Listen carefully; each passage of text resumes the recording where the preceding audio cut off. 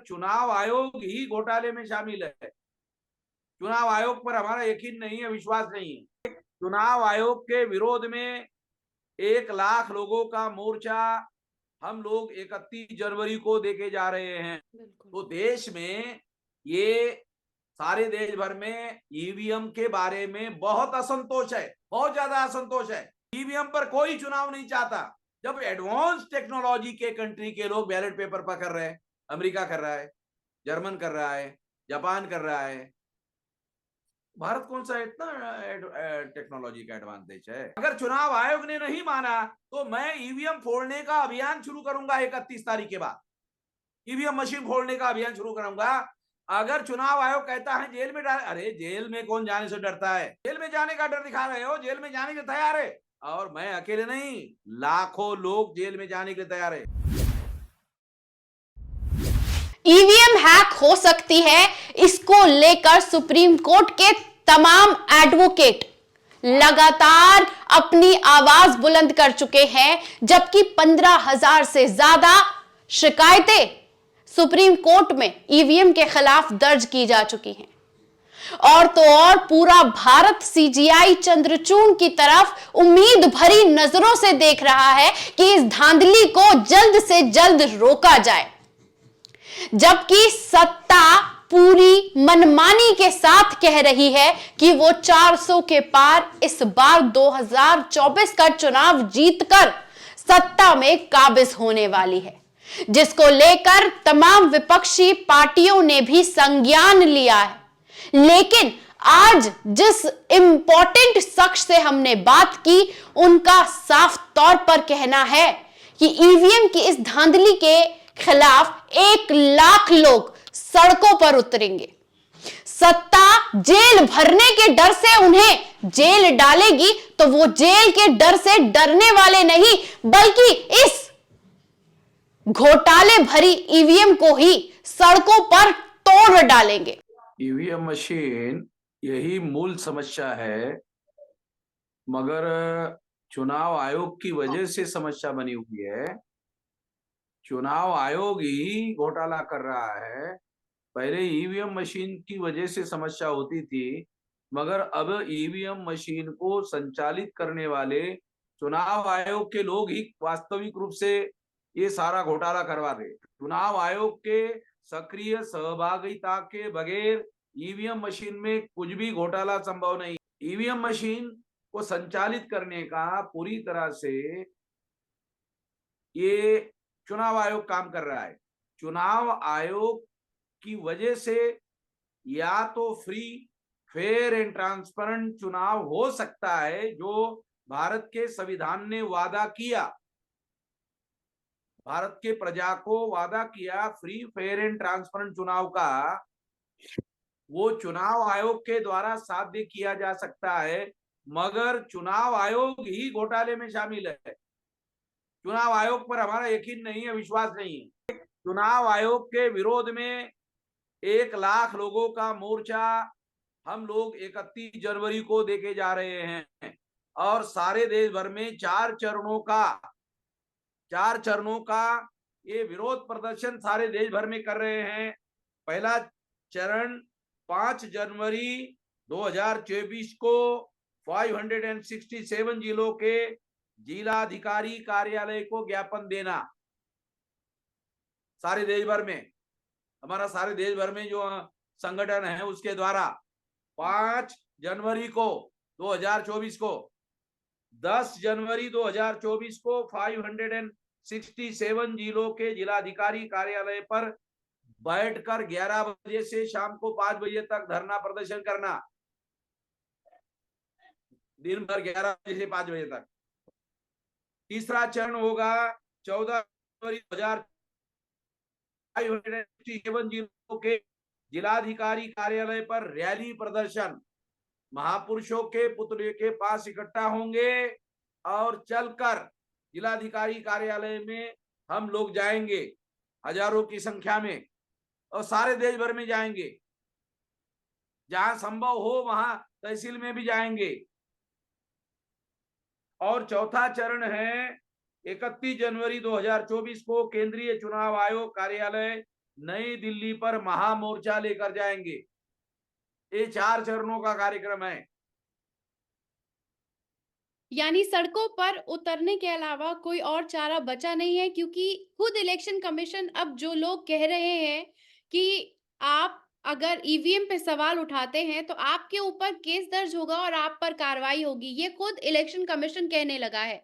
तो क्या अब वक्त आ गया है कि ईवीएम के लिए सड़कों के पर उतरे बिना भारत को ये जो गुलामी मिली है भारतीय जनता पार्टी के नाम की, उससे आजादी नहीं मिलेगी? चुनाव ईवीएम मशीन लाने का श्रेय कांग्रेस को है। अभी 3 राज्यों के चुनाव में विधानसभा के कांग्रेस चुनाव हार गई, उसकी मूल वजह ईवीएम मशीन है। लोकसभा चुनाव में इंडिया गठबंधन चुनाव जीत सकता है, ईवीएम से हार जाएगा। इंडिया गठबंधन के लोगों को सड़कों पर उतरना चाहिए।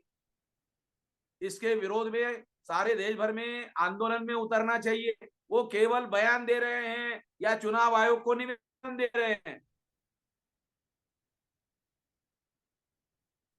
विरोधी पार्टी का जो रवैया है वो रवैया सही तरीके का रवैया नहीं है। ईवीएम मशीन लाने का काम कांग्रेस ने किया। कांग्रेस ने ईवीएम मशीन का फायदा भी उठाया। 2004 2009 को ईवीएम का घोटाला 2004 में भी हुआ, 2009 में हुआ, ऐसा सुप्रीम कोर्ट ने 8 अक्टूबर 2013 के जजमेंट में लिखा। सुब्रमण्यम स्वामी सुप्रीम कोर्ट में गए थे। ये 8 अक्टूबर 2013 का जजमेंट है। तो ये कहना कि केवल बीजेपी वाले ही ईवीएम मशीन का मिसयूज कर रहे हैं, ये गलत बात है। अगर आज के तारीख में कांग्रेस के लोग मैदान में नहीं उतरते हैं तो क्यों नहीं उतरे? आज सारे देश भर में ईवीएम मशीन का फायदा या तो कांग्रेस को हो रहा है या तो बीजेपी को हो रहा है।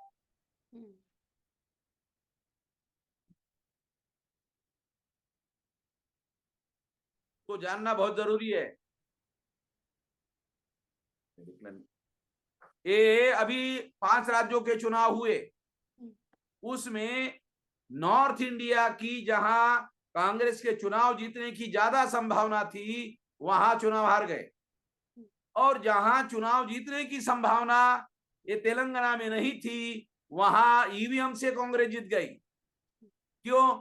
ये जितवाने के लिए मोदी ने कांग्रेस को बेनिफिट क्यों दिया? वो इसलिए दिया क्योंकि अब लोकसभा का चुनाव वहां के रीजनल पार्टी के विरोध में मोदी को करना नहीं पड़ेगा। अभी मोदी को कांग्रेस के विरोध में लड़ना पड़ेगा तेलंगाना में। तो तेलंगाना में कांग्रेस के विरोध में लड़ने से बीजेपी को, मोदी को फायदा होगा। रीजनल पार्टी के विरोध में लड़ते तो फायदा नहीं होता। ये प्लानिंग के तहत सारा का सारा हो रहा है। मेरा ऐसा मानना है कांग्रेस बीजेपी कांग्रेस में म्यूचुअल अंडरस्टैंडिंग है। आपसी समझदारी से सारा का सारा काम कर रहे लोग। वो आप जैसे पत्रकारों को ऑब्जेक्टिवली सारा डाटा कलेक्ट करना चाहिए, और मेरे साथ सारे के सारे सबूत है। उसका पर्चा मैं आपके पास भेज रहा हूं। ये जो पर्चा है इसमें सारा डिटेल लिखा हुआ है, ये सारा डिटेल है। ईवीएम कितनी बड़ी समस्या है 2024 के चुनाव में।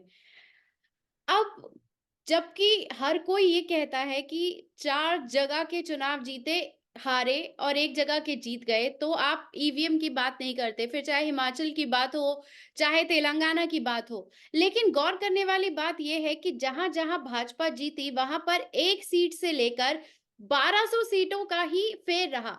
उस फेर को कैसे देखा और समझा जा सकता है, क्योंकि इस पर कहीं कोई बात नहीं हो रही है। जो चुनाव आयोग है, चुनाव आयोग ये सारा खेल कर रहा है, एक बात है। दूसरी महत्वपूर्ण बात है इस देश का मेन स्ट्रीम मीडिया इस पर एक सिंगल लाइन की बात नहीं कर रहा है। क्यों नहीं कर रहा है? जो अंग्रेजी मीडिया है, हिंदी मीडिया है, रीजनल मीडिया है भारत का, वो मीडिया इस पर बात क्यों नहीं कर रहा है? वो उन लोगों की मिली भगत है। ईवीएम का कांग्रेस और बीजेपी और कांग्रेस को बेनिफिट होगा, और कांग्रेस ब्राह्मणों की पार्टी है, बीजेपी ब्राह्मणों की पार्टी है। वो ये चाहते हैं कि इस देश में वोट का अधिकार एससी एसटी ओबीसी माइनॉरिटी को हो, मगर सरकार कांग्रेस की और बीजेपी के द्वारा ब्राह्मणों की रहे। बहुसंख्याक वोट जिनके हैं उनकी सरकार ना हो, इसके लिए ये सारा का सारा हो रहा है। अमेरिका बैकवर्ड है क्या टेक्नोलॉजी में? जापान बैकवर्ड है क्या? जर्मन बैकवर्ड है क्या? नहीं है। वो बैलेट पेपर पर कर रहे हैं। भारत बहुत बुरा हो गया, एडवांस हो गया टेक्नोलॉजी में। कहां से एडवांस हो गया? ये तो नहीं माना जा सकता कि वो अमेरिका से, जापान से और जर्मनी से एडवांस है। इसलिए भारत जो है वो चुनाव के संदर्भ में उन लोगों से पिछड़ा है, फिर भी इसका बेनिफिट इन लोगों को हो रहा है। सुप्रीम कोर्ट की अगर हम बात करते हैं तो सुप्रीम कोर्ट में 15,000 से ज्यादा शिकायतें हैं, लेकिन सुप्रीम कोर्ट ईवीएम पर ध्यान नहीं देना चाहता। कहीं ना कहीं ये नहीं लगता कि जुडिशरी ईवीएम पर सुप्रीम कोर्ट ध्यान क्यों नहीं देना चाहता? ऐसे तमाम सबूत है जो सुप्रीम कोर्ट के सपोर्ट के बगैर ईवीएम मशीन देश में नहीं चलाई जा सकती। तो सुप्रीम कोर्ट ईवीएम के समर्थन में है। ये सारी गड़बड़ियां, इस गड़बड़ियों को प्रोटेक्ट कर रहा है सुप्रीम कोर्ट। ये बहुत गंभीरता से ये बात बता रहा हूं। सुप्रीम कोर्ट से उम्मीद थी न्याय की। मैंने सुप्रीम कोर्ट में जाकर के जीता था 100% पेपर टेल की रिकाउंटिंग का। उसके बाद सुप्रीम कोर्ट ने कांग्रेस की केस को एडमिट किया पेपर ट्रेल का। बेनिफिट हो रहा है बीजेपी को, केस लेकर गए कांग्रेस वाले। मैडम समझ रही क्या? 2014 में चुनाव बीजेपी जीती और केस लेकर गए कांग्रेस वाले मेरे केस के रिजल्ट के विरोध में। बीजेपी वाले 100% रिकाउंटिंग के विरोध में नहीं गए, कांग्रेस के लोग गए। अभिषेक मनु संघ भी गया, कांग्रेस का सुप्रीम कोर्ट का वकील। क्यों? 2004 2009 में कांग्रेस ने ईवीएम में घोटाला करके चुनाव जीता, क्योंकि उस समय तो पेपर ट्रेल था ही नहीं। तो 8 अक्टूबर 2013 को सुप्रीम कोर्ट ने कहा केवल ईवीएम मशीन के द्वारा फ्री, फेयर एंड ट्रांसपेरेंट चुनाव नहीं हो सकता। इसका मतलब है 2004 में फ्री, फेयर एंड ट्रांसपेरेंट नहीं हुआ, 2009 में फ्री, फेयर एंड ट्रांसपेरेंट नहीं हुआ, ये नहीं हुआ। ये तो क्लियरली सुप्रीम कोर्ट के जजमेंट के आधार पर बोल रहा हूं। सुप्रीम कोर्ट ने 8 अक्टूबर 2013 को कहा ईवीएम मशीन के द्वारा, केवल ईवीएम मशीन के द्वारा फ्री, फेयर एंड ट्रांसपेरेंट चुनाव नहीं हो सकता। 2004 में, 2009 में पेपर ट्रेल मशीन ही नहीं थी, केवल ईवीएम थी। और सुप्रीम कोर्ट ने जजमेंट में कहा केवल ईवीएम मशीन के द्वारा फ्री, फेयर एंड ट्रांसपेरेंट चुनाव नहीं हो सकता। तो 2004 में, 2009 में कांग्रेस ने ईवीएम में घोटाला किया। इस घोटाले के सबूत ही डॉक्टर सुब्रमण्यम स्वामी लेकर गए सुप्रीम कोर्ट में। इस वजह से कांग्रेस और बीजेपी और कांग्रेस की मिली भगत है। सुप्रीम कोर्ट के पास इतनी सारे कंप्लेंट्स है, मगर इसकी सुनवाई समय के पहले करना चाहिए। सुप्रीम कोर्ट को टॉप प्रायोरिटी के काम पहले करनी चाहिए ना। मान लो उनके पास हजारों केस है, तो टॉप प्रायोरिटी का पहले करना चाहिए। 140 करोड़ जनता के लोकतंत्र का सवाल, ये तो भारत में पहले नंबर का सवाल है। ईवीएम मशीन पर वाइड स्प्रेड बहुत ज्यादा असंतोष है देश में। आने वाले चुनाव के बाद भारत में हिंसा हो सकती है। अगर फ्री फेयर एंड ट्रांसपेरेंट चुनाव नहीं हुआ तो देश में हिंसा हो सकती है, वाइड स्प्रेड हिंसा हो सकती है, बहुत बड़े पैमाने पर ईवीएम मशीन तोड़फोड़ करने का काम हो सकता है। सारे दुनिया के सामने ये सारा खेल नंगा हो जाएगा। क्या भारत सरकार या चुनाव आयोग यूनाइटेड नेशंस ऑर्गेनाइजेशन का, यूनो का कोई एक्सपर्ट समूह बुलाकर उनके निगरानी नियंत्रण में चुनाव करने के लिए राजी है? नहीं है।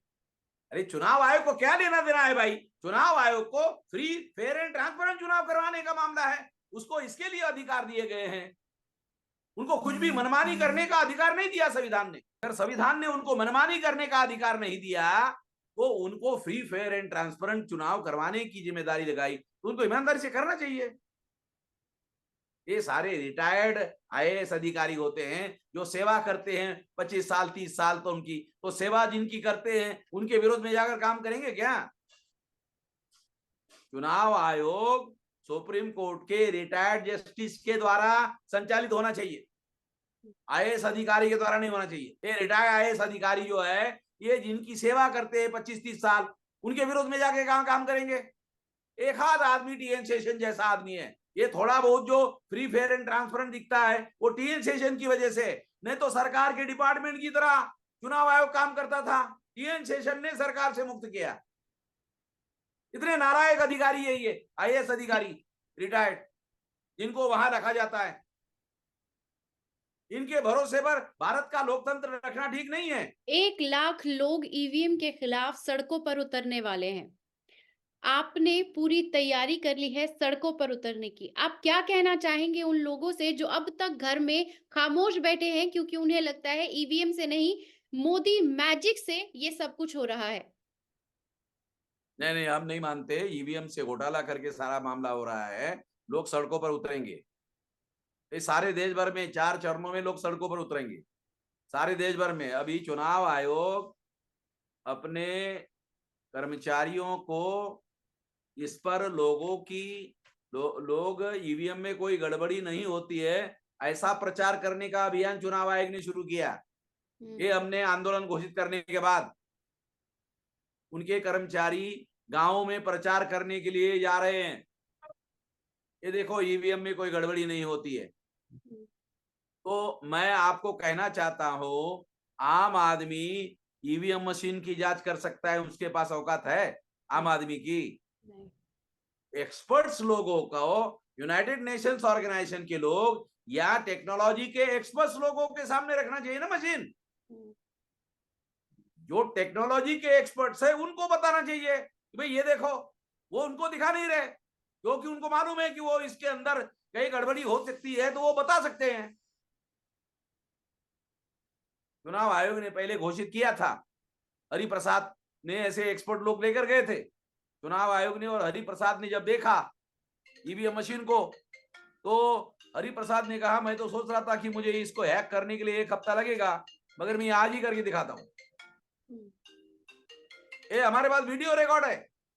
उसके बाद चुनाव आयोग ने हरिप्रसाद को कहा अब हट जाओ, करने नहीं दिया।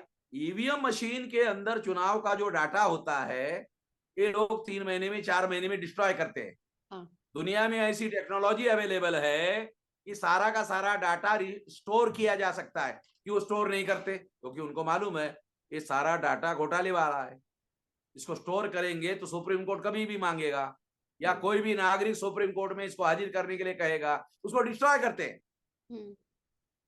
अरे स्टोर करो, टेक्नोलॉजी अवेलेबल है, अरे छोटी सी चिप में उसको स्टोर कर सकते हैं। वो ईवीएम मशीन दोबारा यूज कर सकते हैं उसको निकाल कर।